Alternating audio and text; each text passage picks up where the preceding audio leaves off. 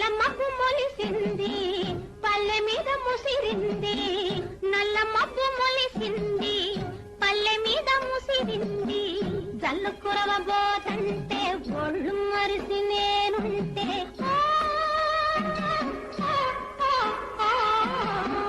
జల్లు కురవబోతంటే ఒళ్ళు మరిసి నేనుంటే, మబ్బులోని మెరుపొచ్చి బుగ్గగిల్లిపోయింది, మబ్బులోని మెరుపొచ్చి బుగ్గగిల్లిపోయింది.